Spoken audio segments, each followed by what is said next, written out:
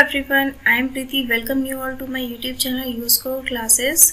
Today we will do the remaining question of 3.6. We have done the first question in the previous class and now we will do the second question. What is the question? Formulate the following pair of linear equation and find their solution. आपको क्या करना है? पहले तो equations find out करनी है, फिर उसका solution निकालना है. जो first part दे रखा है उसमें कितना दे रखा है?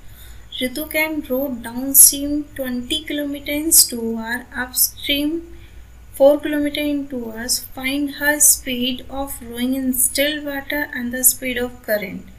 अब यहाँ पर आपको क्या कंफ्यूज होने वाले हो, लेकिन उससे पहले मैं बता देती हूँ कि ये जो डाउनस्ट्रीम अपस्ट्रीम वाले क्वेश्चन होते हैं ये बहुत इंपॉर्टेंट होते हैं. ये आपके 4 मार्कर क्वेश्चन होते हैं इस टाइप के, लेकिन ये थोड़ा सा सिंपल वे में दे रखा है तो ये आपका हार्डली 2 और 3 मार्क्स में रहने वाला है, 4 मार्क्स में नहीं आएगा.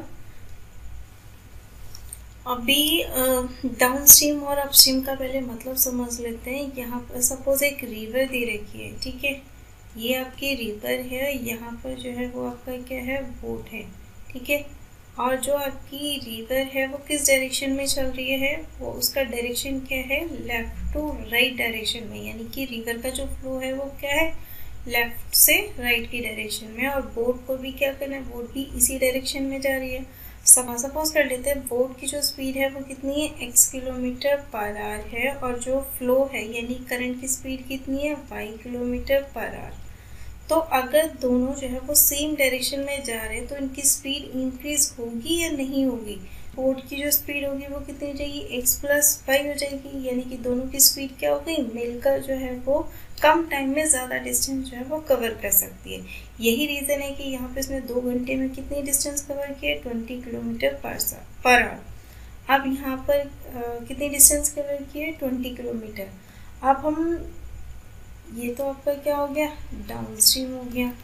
अब हम क्या करने वाले, अपस्ट्रीम. अपस्ट्रीम का मतलब क्या है कि आपका करंट जो है उसका फ्लो कितना है, लेफ्ट टू राइट डायरेक्शन में, लेकिन आपकी जो बोट है वो क्या कर रही है, राइट टू लेफ्ट डायरेक्शन में जा रही है. यानी कि यहाँ पर कितना है आपका x किलोमीटर पर आवर और ये आपको कितना जूम किया, y किलोमीटर पर आवर, ठीक. अब अपस्ट्रीम का मतलब क्या हो गया, दोनों एक दूसरे के अपोजिट डायरेक्शन में जा रहे हैं. जब अपोजिट डायरेक्शन में जा रहे हैं और जो बोट है वो कुछ डिस्टेंस कवर कर ही लेती है तो ऑब्वियसली बोट की जो स्पीड है वो ज़्यादा होगी और करंट की स्पीड कम होगी, तभी तो वो आगे बढ़ पाएगी, अदरवाइज से नहीं बढ़ पाएगी. तो अपवर्ड डायरेक्शन में आपकी जो स्पीड हो जाएगी वो कितनी हो जाएगी, x minus y kilometre per hour. ये तो मैंने एक आपको जनरल एग्जांपल दे दिया कि डाउनस्ट्रीम का मतलब क्या है, चाहे बोट हो या पर्सन हो, वो फ्लो के साथ जा रहा है तो आपका डाउनस्ट्रीम हो गया. और अपस्ट्रीम का मतलब क्या हो गया, दोनों जो है वो अपोजिट डायरेक्शन में जा रहे हैं. यानी कि अगर आपका जो है वो फ्लो जो है वो लेफ़्ट टू राइट डायरेक्शन में जा रहा है तो जो बोट है या पर्सन है वो क्या करेगा, राइट टू लेफ्ट डायरेक्शन में. दोनों की डायरेक्शन क्या होगी, अपोजिट हो गई, तो स्पीड क्या हो जाएगी, डिक्रीज हो जाएगी. इसीलिए जो आपकी ओवर एवरेज जो स्पीड रहेगी वो कितनी होगी, x minus y kilometre per hour, ठीक है. अब हम जो है जैसा क्वेश्चन है उसके अकॉर्डिंग सॉल्व कर लेते हैं.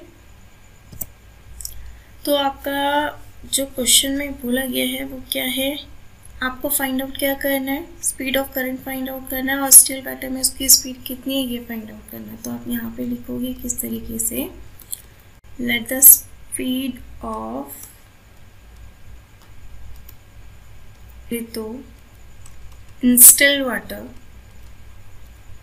स्टिल वाटर में उसकी स्पीड कितनी है बेटा, x किलोमीटर पर आवर हमने एज्यूम कर लिया, ठीक है. Then let the speed of current. Current का हमने स्पीड जो है वो, करंट का मतलब क्या हो गया, यहाँ पे फ्लो है या फिर आप स्ट्रीम भी ये लिख सकते हो, वो कितना है, y किलोमीटर पर आवर. तो डाउन स्ट्रीम का मतलब क्या, दोनों की स्पीड क्या हो जाएगी, ऐड हो जाएगी. तो आप क्या लिखोगे, the speed of Ritu in downstream. Downstream में रितु की स्पीड कितनी हो जाएगी बेटा, उसकी स्पीड इंक्रीज हो जाएगी ना. पहले कितनी थी, x किलोमीटर पर आवर, और करंट की भी स्पीड जो है वो इंक्रीज हो गई. वो उसके साथ ऐड हो गई तो टोटल स्पीड कितनी होगी x plus y kilometre per hour. ठीक है बेटा, आप ऐसे ही जो है वो स्पीड ऑफ ऋतु किसमें, इन अपस्ट्रीम, अपस्ट्रीम में उसकी स्पीड कितनी हो जाएगी, डिक्रीज होगी। लेकिन ऑब्वियसली जितनी स्पीड इसकी है ऋतु की x है और करंट क्या है y, तो इसकी स्पीड कितनी हो जाएगी, डिक्रीज होगी। लेकिन उस कंडीशन में भी ऋतु की स्पीड ज़्यादा होगी तभी तो वो आगे मूव ऑन कर पाएगी, अदरवाइज तो वो रोल कर ही नहीं सकती। तो जो आपका डिफरेंस होगा वो x माइनस वाई होगा, y माइनस एक्स नहीं कर पाओगे, y माइनस एक्स करोगे तो वो आगे बढ़ ही नहीं पाएगी। ठीक है, तो इसलिए आपका कितना हो जाएगा, ऋतु की स्पीड अपस्ट्रीम में कितनी हो जाएगी बेटा, x minus y kilometre per hour. ठीक है, आप अकॉर्डिंग टू द क्वेश्चन उसने क्या बोला है, ये तो हमने स्पीड की बात कर ली, उसने बोला है कि 2 घंटे के अंदर जो है उसने कितनी डिस्टेंस कवर किया, 20 किलोमीटर। यहाँ पर आपको क्या दे रखा है, एक रिलेशन दे रखा है ना, स्पीड, टाइम और डिस्टेंस का, और हमने क्या पढ़ा है, speed is equal to distance upon time पढ़ा है।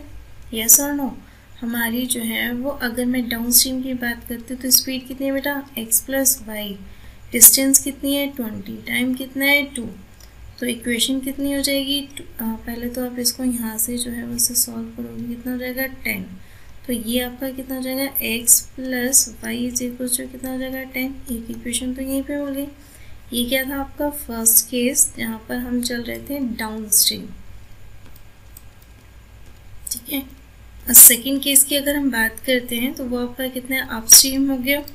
अब अपस्ट्रीम है बेटा तो इसके लिए आपका स्पीड कितनी है, x minus y, distance cover कितनी की है 4, कितने आवर्स में 2, तो 4 से 2 कैंसिल आउट हो जाएगा, कितनी बार 2 बार, x minus y is equal to कितना हो जाएगा 2। इसको आप इक्वेशन सेकेंड एज्यूम कर लो। देन उसके बाद आप क्या कर रहे हो, दोनों इक्वेशन को सॉल्व कर रहे हो। जब आप सॉल्व करोगे तो क्या लिखोगे, solving equation first and second. यहाँ कितना देखा है, x plus y is equal to 10 है और x minus y is equal to कितना हो जाएगा 2। जब आप ऐड करोगे तो y से y कैंसिल आउट होगा, 2x इक्वल टू कितना हो गया 12, 10 प्लस 2 12 होता है। x की वैल्यू कितनी होगी 6, तो x इक्वल टू कितना हो गया 6। उसके बाद यहाँ पे लिख दीजिए put the value of x in equation, किसी भी एक इक्वेशन में पुट कर दीजिए, सपोज फर्स्ट में पुट कर लेते हैं तो ये कितना हो जाएगा बेटा 6 plus y is equal to 10 हो गया। वाई की वैल्यू कितनी होगी 10 माइनस 6 दैट इज 4, तो वाई इज इक्वल टू कितना हो गया 4। आपसे क्या पूछा गया था, ऋतु की स्पीड पूछी गई थी स्टिल वाटर में, वो कितनी मिली आपको 6, तो कितना हो जाएगा 6 किलोमीटर पर आवर, और करंट की स्पीड कितनी हो जाएगी 4 kilometre per our. This is the required answer. I hope ये आपको क्लियर हो गया होगा। आपका जो नेक्स्ट क्वेश्चन है वो आपका एग्जाम्पल करा रही हूँ मैं, क्योंकि सिमिलर टाइप का क्वेश्चन है, और अगर सिमिलर टाइप का क्वेश्चन है तो आई होप वो आप जो है वो जल्दी से कवर अप कर पाओगे। और अब इस टाइप का क्वेश्चन जो है वो आपका 4 मार्क का क्वेश्चन बनता है। तो देख लेते हैं एग्जाम्पल में क्या दे रखा है। एग्जाम्पल है आपका, ए boat goes 30 kilometre upstream and 44 kilometre down stream in 10 hours, यानी कि 10 घंटे के अंदर वो अपस्ट्रीम में कितनी डिस्टेंस कवर की है उसने 30 किलोमीटर, और डाउन स्ट्रीम में कितनी है 44 किलोमीटर।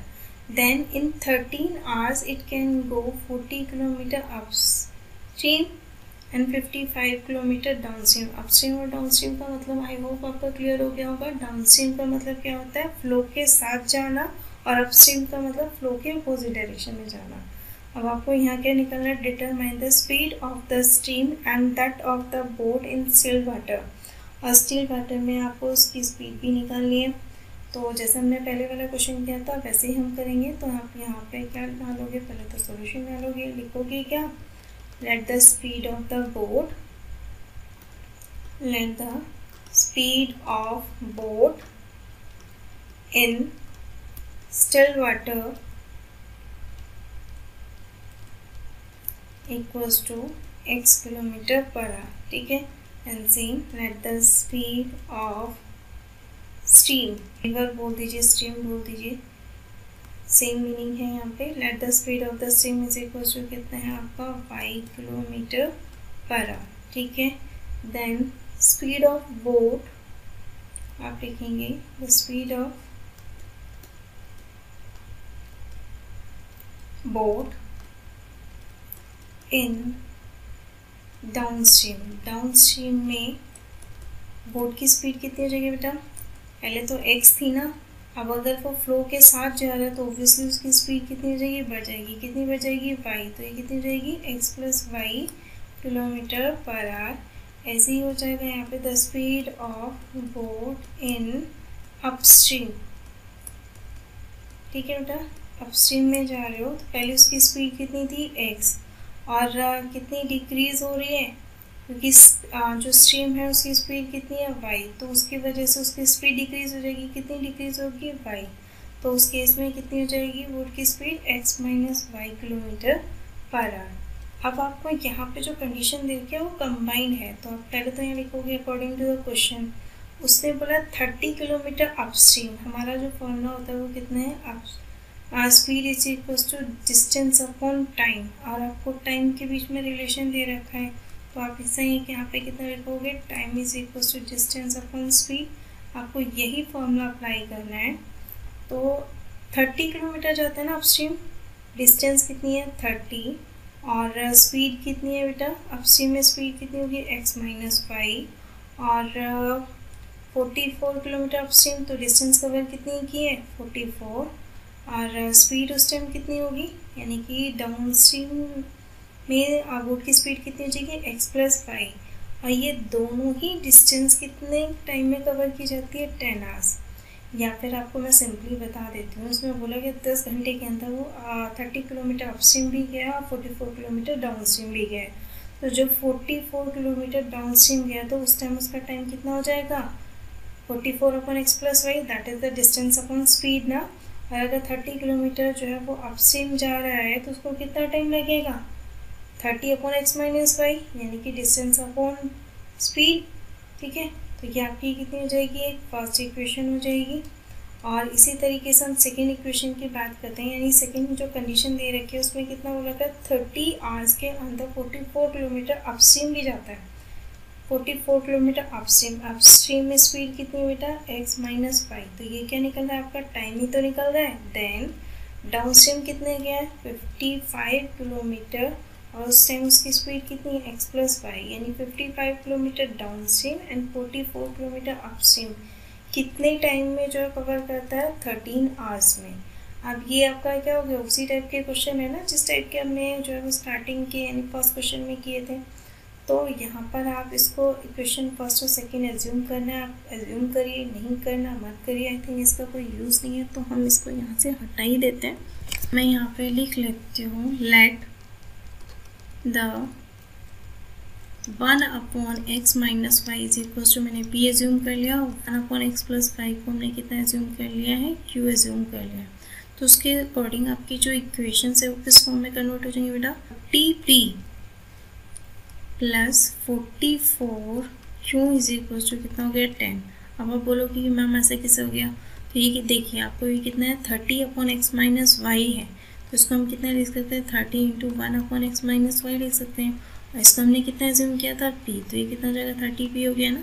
ऐसे ही आपका 44 into 1 upon x plus y करेंगे तो इतना हो जाएगा। तो फर्स्ट इक्वेशन जो आपकी ये वाली इक्वेशन थी वो एग्जैक्टली इस फॉर्म में कन्वर्ट हो गई। अब आप इसको इक्वेशन फर्स्ट एज्यूम कर सकते हो, ठीक है। जो आपकी सेकेंड इक्वेशन है यानी कि जो आपका ये वाली इक्वेशन है वो किस में कन्वर्ट हो जाएगी 40p plus 55 q is equal to कितना हो जाएगा 13, ठीक है बेटा। इतना हो गया, इसको जो है वो आप इक्वेशन सेकेंड एज्यूम कर सकते हो। अब आपको क्या करना है, इसको सॉल्व करना है। तो सॉल्व करने के लिए हम क्या कर लेते हैं, यहाँ पे एलिमिनेशन मेथड से अप्लाई कर लेते हैं, या फिर आपको सब्स्टिट्यूशन से करना आप कर सकते हो, no problem, it's depending on you. तो हम यहाँ पे p को एलिमिनेट करते हैं एलिमिनेशन मेथड अप्लाई करके। p को एलिमिनेट करना है, यहाँ पे p का कोफिशिएंट कितना है 30, यहाँ कितना दे रखा है 40, 30 और 40 का जो एलसीएम होगा वो कितना होगा 120। तो इसका मतलब फर्स्ट में हमें 4 से मल्टीप्लाई करना होगा, सेकेंड में हमें 3 से मल्टीप्लाई करना होगा। तो हम यहाँ पर लिख लेते हैं इसको solving equation first and second. तो इसका मतलब आपकी जो फर्स्ट इक्वेशन कितनी है 30p plus 44q is equal to कितना है 10। इसको मैं किससे मल्टीप्लाई कर लेती हूँ 4 से। जब 4 से मल्टीप्लाई करूँगी तो ये कितना हो जाएगा आपका 120p plus 176q is equal to कितना हो गया 40 हो गया। इसको इक्वेशन 3 एज्यूम कर लिया। जो आपकी ये वाली इक्वेशन है इसको हमने किससे मल्टीप्लाई करेंगे, ये आपकी 40p plus 55q is equal to 13 है। p को एलिमिनेट करना है तो हम किससे मल्टीप्लाई कर देंगे 3 से मल्टीप्लाई कर देंगे। तो कितना हो जाएगा 120p plus 165q is equal to कितना हो जाएगा 39। ये आपकी इक्वेशन कौन सी हो गई बेटा 4 हो गई। अब आपको जो है इक्वेशन थर्ड और फोर्थ को सॉल्व करना है। तो आप फिर से यहाँ पर लिख दीजिए सॉल्विंग इक्वेशन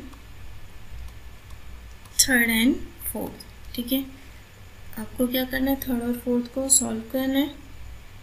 जो आपकी थर्ड इक्वेशन थी वो कितनी थी बेटा 120p plus 176q is equal to 40 और दूसरा है 120p plus 165q is equal to कितना हो गया 39। आप क्योंकि यहाँ पे दोनों के साइन क्या है सेम है तो हम कर लेते हैं हम सब्ट्रैक्शन करेंगे तो साइन चेंज हो जाएंगे। इससे ही कैंसिल आउट हो गया 176q माइनस 165q। तो ये आपका कितना हो जाएगा प्लस माइनस माइनस 176 में से 65 जाएगा कितना होगा 11q। ठीक है, तो ये आपका हो गया 11q और यहाँ पे कितना है 1। तो ये q की वैल्यू कितनी होगी बेटा 1/11। अब q की वैल्यू किसी भी एक इक्वेशन में पुट कर दो तो आप लिखेंगे यहाँ पे क्या put the value of q in equation first. आपकी फर्स्ट इक्वेशन कितनी थी 30p प्लस 44 q की वैल्यू कितनी है 1/11 इक्वल्स टू 10। यहाँ से इसको सॉल्व करोगे कितना हो जाएगा 4 यानी कि 30p plus 4 is equal to कितना हो गया 10। 30p is equals to 4 minus 10 करोगे कितना 6। ठीक है, तो p की वैल्यू कितनी होगी 6/30 यानी कि 1/5। तो हमारे पास जो है वो किसकी वैल्यू मिल गई q की भी वैल्यू मिल गई हमें 1/11 और p की भी वैल्यू कितनी है 1/5। आप जो हमने एज्यूम किया था उसमें वैल्यू पुट कर दीजिए। हमने कितना एज्यूम किया था 1/x minus y is equals to p और 1/x plus y is equals to हमने q एज्यूम किया था। ठीक है, वैल्यू पुट करिए 1/x माइनस वाई, p कितना हो जाएगा 1/5 क्रॉस मल्टीप्लाई कर दीजिए तो x minus y is equals to कितना हो जाएगा 5 और ऐसे ही यहाँ पर आप करेंगे 1/x प्लस वाई क्योंकि वैल्यू कितनी है बेटा 11। तो ये कितना हो जाएगा ये आप क्रॉस मल्टीप्लाई करोगे कितना हो जाएगा x plus y is equals to 11 हो गया। This is the equation third और this is the equation fourth. ठीक है, इतना हो गया। अब आप इसको क्या करोगे लिखोगे यहाँ solving equation third and fourth. Solve कर लीजिए x minus y is equal to 5 है और x plus y is equal to कितना है 11। आई थिंक इसमें जो है वो आप एलिमिनेशन मेथड से बहुत इजीली कर सकते हो और ऐड ही करना है क्योंकि y के साइन चेंज है। तो आप ऐड करोगे तो y कैंसिल आउट हो जाएगा क्योंकि यहाँ माइनस का y प्लस का y दे रखा है। कितना हो जाएगा 2x 5 प्लस 11 कितना हो गया 16। x इक्वल्स टू कितना है 16/2 इज इक्वल्स टू 8 हो गया। ठीक है बेटा, अब x की वैल्यू जो है किसी भी एक इक्वेशन में पुट कर दीजिए। सपोज करते हैं हम जो है वो फोर्थ में पुट कर देते हैं तो आप लिखोगे put the value of x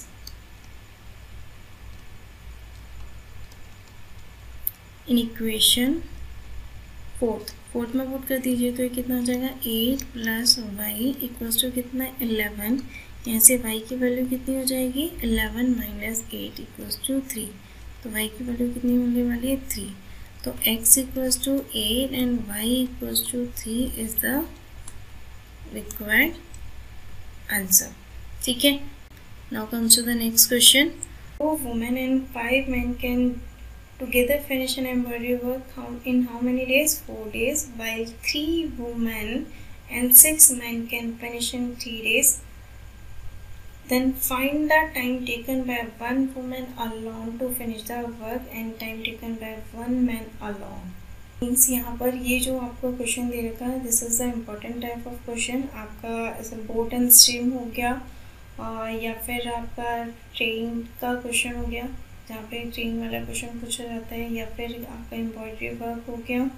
इस टाइप के जो क्वेश्चन होते हैं वो इम्पोर्टेंट होता है, और ये आपका 4 मार्कर क्वेश्चन है, ठीक है बेटा। तो आपको इसको करना है क्या है, जो आपको रिलेशन दे रखा उसी तरीके से सॉल्व करना है। और जब भी मैंने बोला है कि आपको वर्ड प्रॉब्लम दे रखी होती है, तो आपसे जो पूछा जाता है आप उसी पर ज़ूम कर लो। यहाँ पे पूछा गया कि एक वुमेन जो है वो किसी काम को, यानी एम्ब्रॉयडरी वर्क को कितने दिन में फिनिश करेगी, और मैन कितने दिन में फिनिश करेगा। तो यहाँ पे लिख लिया जाता है late the time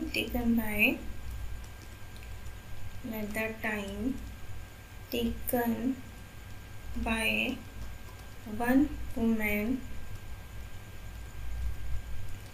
to finish a work is equals to x days। x days ले लिया। यहाँ पे let the time taken by one man to finish a work is equals to कितना हो जाएगा, y days हो गया बेटा, ठीक है। अब यहाँ पर जो इसने दे रखा है कि 2 women और 5 men can together finish a work in 4 days, मतलब 2 women और 5 men जो है वो किसी भी काम को 4 दिन में फिनिश करते हैं। तो रिलेशन क्या दे रखा है, डेज का दे रखा है ना, और हमें तो नंबर ऑफ डेज पता है। तो अगर इस टाइप के क्वेश्चंस होते हैं तो हमें क्या करना होता है, 1 डे में कितना काम किया है उस तरीके से इसको हम सॉल्व कर सकते हैं। अब तो हम फर्स्ट और सेकेंड कंडीशन से दोनों का 1 डे का वर्क निकाल लेते हैं। अब एक सिंपल सा मैं आपको एग्जांपल देती हूँ। अगर कोई भी काम जो है वो 4 दिन में फिनिश होता है, या फिर आप पेंटिंग वाला काम कर लीजिए कि आप जो है 4 वॉल्स को 4 डेज में पेंट करते हो, तो एक दिन में कितना कर रहे हो, एक ही वॉल तो पेंट कर रहे हो। तो यहाँ पर आपका वही चीज़ होगी, उसके लिए आप क्या लिखोगे, the amount of work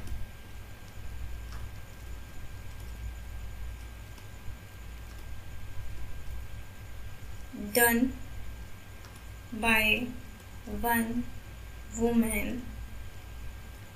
in 1 day। यानी अगर वो किसी भी काम को 4 दिन में करती है तो एक दिन में कितना काम करेगी, 1/4। अब हमने यहाँ पे कितना किया है कि किसी भी काम को उसे फिनिश करने में x डेज लगते हैं, तो एक दिन में कितना काम होगा बेटा, 1/x हो जाएगा। यहाँ पर भी क्या है, the amount of work done by one man in 1 day. अगर किसी काम को जो है वो 5 डेज में फिनिश करती है तो एक दिन में कितना काम होगा, मतलब अगर एक पर्सन जो है वो किसी भी काम को 5 डेज में फिनिश करता है तो एक दिन में कितना करेगा, 1/y तो करेगा ना, ठीक है। Then according to the question, simple सी बात है, अगर एक वुमेन किसी भी काम को एक दिन में कितना करती है, 1/x, तो 2 वुमेन कितना करेंगी, 2 × 1/x ही तो करेंगी। अब एक आदमी एक दिन में कितना काम करता है, 1/5, तो 5 मैन कितना करेंगे, 5 से मल्टीप्लाई कर देंगे ना, 5 से मल्टीप्लाई कर दिया, और दोनों मिला के किसी काम को कितने दिन में करते हैं, 4 दिन में। और ये तो क्या है, एक दिन का काम है, तो एक दिन में कितना काम हुआ, 1/4। ऐसे ही आपकी सेकेंड कंडीशन है। सेकेंड कंडीशन में दे रखा 3 women and 6 man can finish in 3 days. तो एक औरत एक दिन में कितना काम करती है, 1/x, और जो है वो 3 वुमेन कितना करेंगी, ऑब्वियसली 3 × 1/x करेंगी। अगर एक मैन किसी भी काम को जो है वो एक दिन में कितना करता है, 1/y करता है, तो 6 मैन कितना करेंगे, 6 × 1/y करेंगे। दोनों मिलाकर किसी काम को कितने दिन में फिनिश कर रहे हैं, 3 डेज में। तो एक दिन में कितना काम हो रहा है बेटा, 1/3, ठीक है। अब आपकी जो ये इक्वेशन है वो कितना है, ये 2/x + 5/y = 1/4 और 3/x × 6/y = 1/3। यहाँ पर आप क्या ज़ूम कर सकते हो, लेट 1/x = आपने जो है वो a ज़ूम कर लिया, 1/y = कितना ज़ूम कर लिया, b ज़ूम कर लिया। तो ये कितना हो जाएगा, 2a + 5b = 1/4। और ये जो आपकी इक्वेशन है वो किस में कन्वर्ट होगी बेटा, 3a + 6b = 1/3। इतना हो जाएगा। अब आपकी मर्जी, आपको इसे कौन से मेथड से करना है, ठीक है, कर लीजिए, जिससे चाहे उससे कर लीजिए। तो मैं यहाँ पर एक काम करती हूँ, पहले तो उसको इक्वेशन फर्स्ट और सेकंड जो है वो ज़ूम कर लेते हैं। एलिमिनेट करना है करिए, नहीं करना तो एक काम करते हैं, सेकंड फर्स्ट इक्वेशन से मैं ए की वैल्यू फाइंड आउट करती हूँ। तो ये कितना हो जाएगा, 2a is equal to 1/4 minus का 5b, a is equal to कितना हो जाएगा 1/4 माइनस 5b, 2 मल्टीप्लाई में यहाँ पे कितना हो जाएगा डिवाइड में, ठीक है, इतना हो गया बेटा। हमारी सेकेंड इक्वेशन थी वो कितनी है, 3a plus 6b is equal to 1/3, और जो आप ये आपकी क्या सेकेंड इक्वेशन है। फर्स्ट इक्वेशन हमारी कितनी थी, 2a plus 5b is equal to 1/4, ये आपकी कितनी है। तो इस वाले पोर्शन से हमने जो a की वैल्यू निकाली है वो हमारी कितनी है, a इक्वल टू 1/4 माइनस का 5b, 2 मल्टीप्लाई में था तो यहाँ पे कितना हो जाएगा डिवाइड में। So this is the equation third. तो यहाँ पर आप क्या करोगे, put the value of a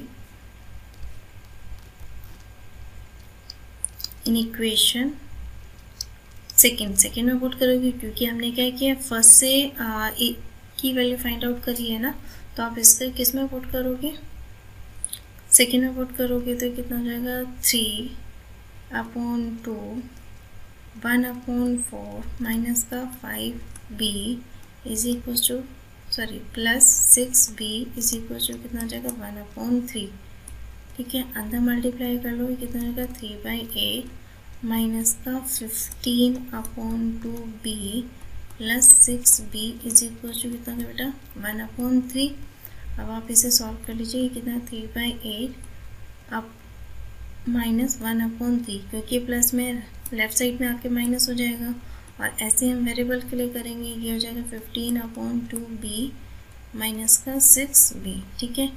8 और 3 का सम कितना होता है 24, ठीक है, 24 को 8 से डिवाइड करेंगे 3 की 3 में मल्टीप्लाई करेंगे 9, माइनस 84 को 3 से डिवाइड करेंगे 8, 1 में मल्टीप्लाई करेंगे कितना हो जाएगा 8, देन इक्वल्स टू, यहाँ पर आप 1 और 2 का सम लोगे कितना हो जाएगा 2, देन 2 को 2 से डिवाइड किया 1 की 15 में मल्टीप्लाई करोगे 15 हो गया 15b, माइनस 2 को 1 से डिवाइड करेंगे कितना हुआ 2, इसमें मल्टीप्लाई करेंगे कितना हो गया 12b, ये इससे कैंसिल आउट हो गया, कितना हो जाएगा 24, ये जाए कितना हो गया 12, तो 1/12 is equal to 15b minus 12b, कितना हुआ बेटा 3b, यानी कि आपके पास b इज इक्वल टू कितना हो जाएगा 1/12, अब 3 मल्टीप्लाई में ना तो ऑब्वियसली वो लेफ्ट साइड पे जाके जो है डिवाइड में हो जाएगा, तो b की वैल्यू कितनी होगी 36। अब 36 इतना मिला है ना आपको, किसी भी एक इक्वेशन में पुट कर दीजिए।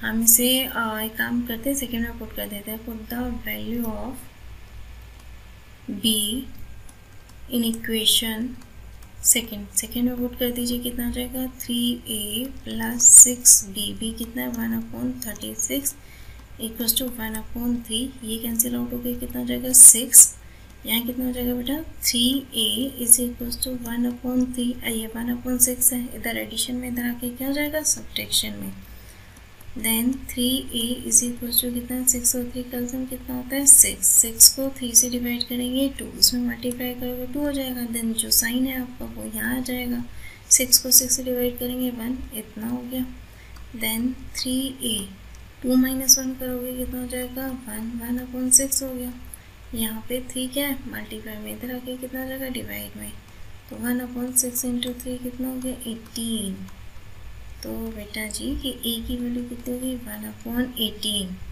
और हमने जो है वो a किसको एज्यूम किया था 1/x को ना, तो यहाँ लिखेंगे since 1/x equals to a and 1/y is equals to b, that means 1/x equals to 1/18 हो गया, और 1/y इज इक्वल्स टू कितना हो जाएगा 1/36, ठीक है। जब आप इसको इससे सॉल्व करोगे तो यहाँ पर आपको x की वैल्यू कितनी मिल जाएगी बेटा 18, और ऐसे ही आप जो है वो सेकंड वाले पार्ट को सॉल्व करोगे तो y की वैल्यू, ये आपको कितना दे रखा है second part, 1/y is equal to 1/36, cross multiply कर दो, y इज इक्वल टू कितना हो जाएगा 1/36। ठीक है, तो आपको x की वैल्यू मिल गई 18 और y की वैल्यू कितनी मिल गई 36। तो आपको इसे लिखोगे कैसे, hence the time taken by one woman to finish a work is equals to 18 days। और ऐसे ही आप दूसरे के लिए लिख देंगे, मैन के लिए, let the time taken by one man to finish a work is equals to 36 days. ठीक है, इतना हो गया, and this is the required answer. ठीक है बेटा, now comes to the third part of this question. Ruhi travels 300 kilometre to her home partially by train and partially by bus, यानी कि रूही की अपने घर से डिस्टेंस कितनी है 300 किलोमीटर, जिसमें से कुछ डिस्टेंस वो ट्रेन से कवर करती है, कुछ जो है वो बस से कवर करती है। She takes 4 hours if she travel 60 kilometre by train and remaining by bus, यानी कि 300 में से 60 किलोमीटर तो वो ट्रेन से कवर करती है, और रिमेनिंग का मतलब कितना हो जाएगा, रिमेनिंग का मतलब हो गया 240 किलोमीटर डिस्टेंस उसने किससे कवर किया, बस से। And if she travels 100 kilometre by train, अगर वो 100 किलोमीटर ट्रेन से कवर करती है और रिमेनिंग बाय बस, तो 300 में से 100 गए तो बस से उसने कितनी डिस्टेंस कवर की है 200। If she then she takes 10 minute longer, तो उसे जो है वो 4 घंटे से 10 मिनट ज़्यादा लगते हैं। Then find the speed of the train and the bus separately. अब आपको ट्रेन और बस की क्या सेपरेटली स्पीड फाइंड आउट करनी है। इस क्वेश्चन को हम यहाँ पे समझ लेते हैं कि सपोज यहाँ पे है ऋतु, ऋतु का एक घर है, जो घर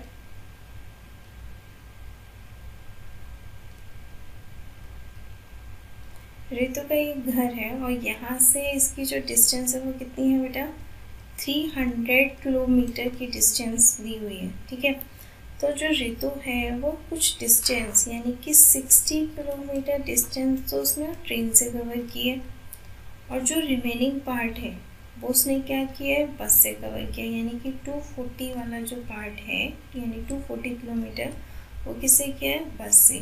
तो ओवरऑल उसको टाइम कितना लग रहा है 4 आवर्स लग रहे हैं। ठीक है बेटा, अब अगर इसी डिस्टेंस में से उसने जो है वो 100 किलोमीटर डिस्टेंस जो है वो ट्रेन से कवर किए, और 200 किलोमीटर जो है डिस्टेंस उसने किससे कवर किया बस से, तो ओवरऑल उसको टाइम कितना लग रहा है 4 hours and 10 minutes, इतना टाइम जो है उसको लग रहा है। ठीक है, तब आपको क्या करना है, इनकी स्पीड फाइंड आउट करनी है, ट्रेन और स्पीड की सेपरेटली। ठीक है, तो हमने क्या करना है, ये भी क्वेश्चन आपका इम्पोर्टेंट है, 4 मार्क का क्वेश्चन है। इसको हम करेंगे कैसे बेटा, आप इसे लिखेंगे at the speed of train is equals to x kilometre per hour. Train की स्पीड कितनी होगी x kilometre per hour. Let the speed of bus की स्पीड कितनी हो जाएगी बेटा 5 किलोमीटर पर आवर। हमने जो इसे 5 किलोमीटर पर आवर एज्यूम कर लिया। देन इसने हमें क्या दे रखा है, डिस्टेंस दे रखा है ना, मतलब रिलेशन हमें जो दे रखा है वो किसके बीच में दे रखा है, स्पीड, डिस्टेंस और टाइम के बीच में गिवन है। और इससे अकॉर्डिंग हम यहाँ से टाइम इज इक्वल टू कितना, डिस्टेंस अपॉन कितना है, स्पीड दे रखा है। ठीक है, तो यहाँ पे आप लिखोगे पहले अकॉर्डिंग टू द क्वेश्चन, जो आपका फर्स्ट कंडीशन है यानी फर्स्ट पार्ट आपका इस लिख सकते हो उसको। उसने 60 किलोमीटर डिस्टेंस किससे कवर किया है, ट्रेन से। तो डिस्टेंस कितनी है 60, स्पीड कितनी है ट्रेन की x, तो उस ट्रेन को कितना टाइम लग रहा है 60 अपॉन x। देन रिमेनिंग यानी 240 किलोमीटर डिस्टेंस किससे कवर किया, बस से। बस से कितना टाइम, बस की स्पीड कितनी है y, तो बस से उसको कितना टाइम लगने वाला है 240 अपॉन y। टोटल मिला के इसको कितना टाइम लगा 4 आवर्स। आवर्स में रहेगा, ये आपका मिनट में नहीं रहेगा क्योंकि स्पीड जो है वो किस में दे रखी है, किलोमीटर पर आवर में, तो ये है आवर। ठीक है, अब ऐसे ही इसमें जो सेकेंड वाला कंडीशन है उसमें दे रखा है 100 किलोमीटर ट्रेन से, तो डिस्टेंस कितनी है 100, स्पीड कितनी है x, तो टाइम कितना हो जाएगा 100/x, और रिमेनिंग स्पीड डिस्टेंस कितनी है 200, स्पीड कितनी है y, तो टाइम कितना लगेगा बस से 200/y, मिलाकर जो है वो कितना टाइम मिल रहा है, उस कितना टाइम लग रहा है 4 आवर्स 10 मिनट। 10 मिनट को आप क्या करोगे, आवर्स में कन्वर्ट करोगे तो कितना लिखोगे 10/60, इस तरीके से लिख सकते हो आप। ये आपका क्या मिक्स फ्रैक्शन, तो आप इसे सॉल्व करोगे, इतना हो गया 1/6 हो गया, यानी कि 4 × 1/6, लाइक ये आपका क्या मिक्स फ्रैक्शन, तो सॉल्व करोगे 24 + 1 कितना हो जाएगा 25/6। मिक्स फ्रैक्शन तो आपने पढ़ा ही होगा ना, वो क्या होता है 6 से 4 की मल्टीप्लाई करोगे, देन उसके बाद ये आपका पोर्शन जो है वो क्या है रिमाइंडर, तो उससे मल्टीप्लाई ऐड कर दोगे, तो ये कितना हो जाएगा 25/6 हो गया। ठीक है बेटा, तो यहाँ से तो हमने क्या किया इक्वेशन फाइंड आउट की। अब यहाँ पर एज्यूम कर लेते हैं late 1/x = y and 1/x = p and 1/y is equal to कितना हो जाएगा q हो गया। ठीक है, तो इसके अकॉर्डिंग जो आपकी फर्स्ट इक्वेशन है वो किस में कन्वर्ट हो गई 60p + 240q is equal to कितना हो गया 4। ठीक है, अब इसे क्या करो 4 से जो है वो डिवाइड कर दो, तो ये कितना हो जाएगा 15p + 60q is equal to कितना हो गया 1। तो ये आपकी कौन सी इक्वेशन हो जाएगी, फर्स्ट हो जाएगी। देन उसके बाद जो आपकी सेकेंड इक्वेशन है, इसके जब आप एज्यूम कर लोगे तो किस में कन्वर्ट हो गई 100p + 200q is equal to 25/6। तो आप इसमें क्या करोगे 25 से डिवाइड कर दो तो कितना हो जाएगा 4p + 8q is equal to कितना हो जाएगा 1/6 हो गया।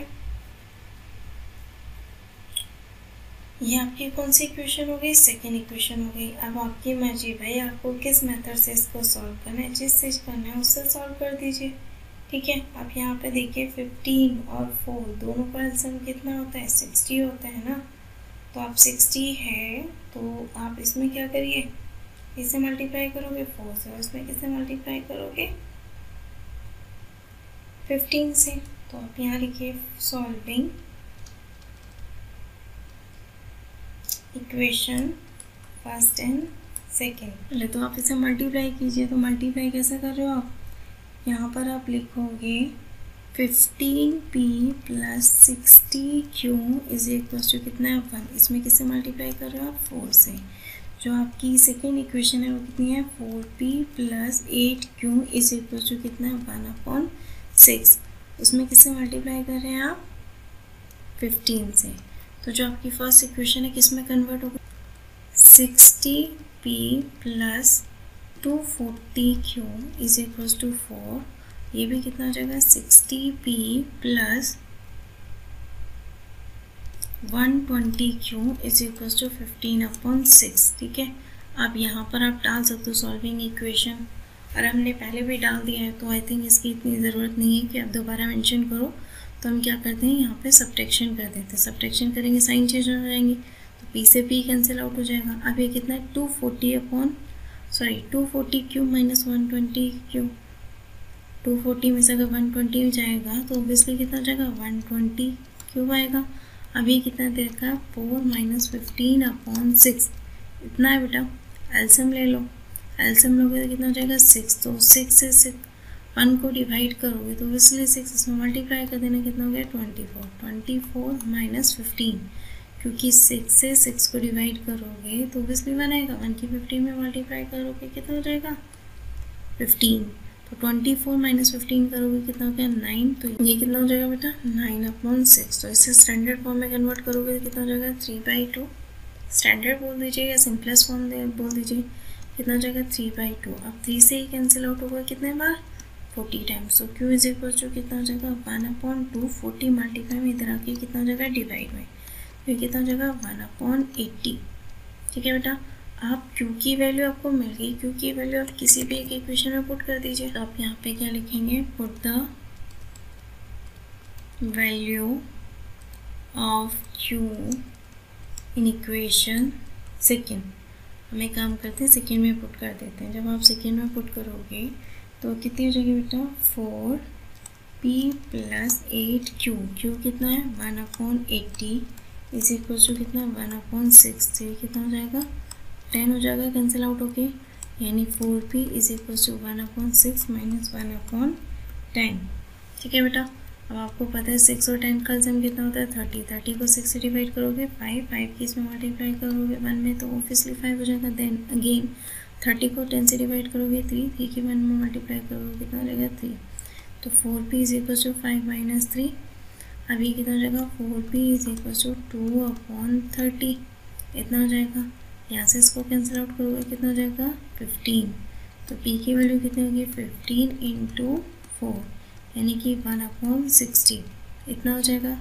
ये कैसे हो गया 4 क्या है मल्टीप्लाई में, तो राइट साइड में जाके कितना हो जाएगा डिवाइड में। तो p की वैल्यू कितनी होगी 1/60। अब Q और p की वैल्यू आपको मिल गई है, लेकिन आपने जो एज्यूम किया था वो x और y की टर्म में एज्यूम किया था।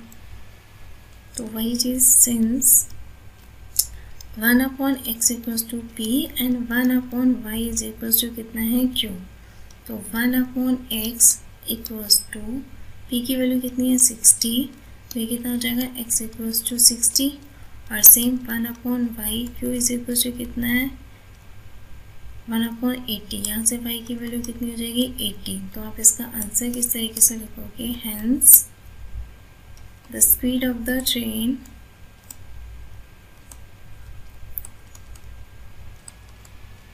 equals to 60 km/h and the speed of bus is equals to कितना हो जाएगा 80 km/h। This is the required answer. We have completed the exercise 3.6. If you have any query, any doubt, we will definitely do in the next class.